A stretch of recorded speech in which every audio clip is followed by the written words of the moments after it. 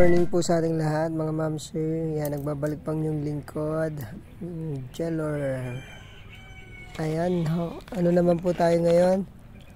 Fish pan dito po sa Bimbali, Pangasinan. Ayan, may sukat po na 5,000 mahigit yung property na titignan natin. May 3 butas, tapos may kubo na rin. Ayan po yung dadaanan lang. So mga 500 meters from Barangay Road tong dadaanan bago makapunta dun sa binibentang fish pan nila Mama Chair. Ayan po. Tas may kubo na rin to. Ayan po yung unang fish pan niya. Napakaluwang. Ayan, napakaluwang po. Kaya po ng 30,000 na bangus. Yan kanila pong fish pan.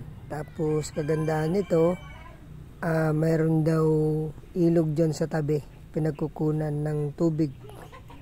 Kaya hindi po ito nawawalan ng tubig. Anytime tuloy-tuloy po ang pag-aalaga po nilang ng bangus tsaka sugpo. Ayan, sugpo daw yung iba po na tinalagaan po sa fish pan na to. So itong property na to, mga 5 minutes lamang daw po yung from National Road papuntang Dagupan.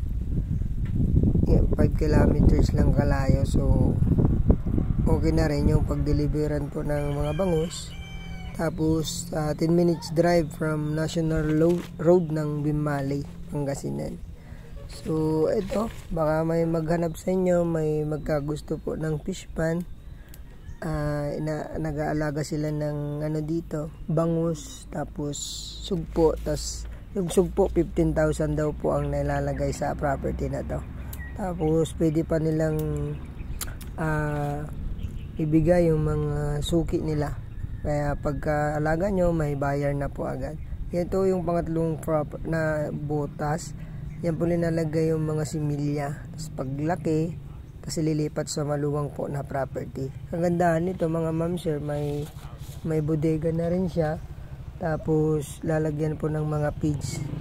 Nasa gitna po yung property, so ang daanan mga maluluwang na pilapil. Ang gamit nila dito solar. So meron silang caretaker dito malapit sa kanila. So ito yung property nila na ino-offer sa atin ngayon. Fish pan, may 3 butas. So ang total area nito 5,000 mahigit daw, sabi ng seller natin. Ayan, sana ho magustuhan nyo. Bayan po ng Bimbali, Pangasinan. Ang asking price nila seller dito 2 million. So parang pumapatak siya ng 400 mahigit per square meter. So yun, sa mga naghahanap nito, may investment na agad, returning investment na agad yung property. So ayun po, ang papers lang nito tax deck, pero pangalan po ng nanay nila. Napakaluwang na property na fish pan, kaya ng 30,000 na bangus saka 15,000 na sugpo. Ayun, maraming salamat. God bless po sa ating lahat. Thank you.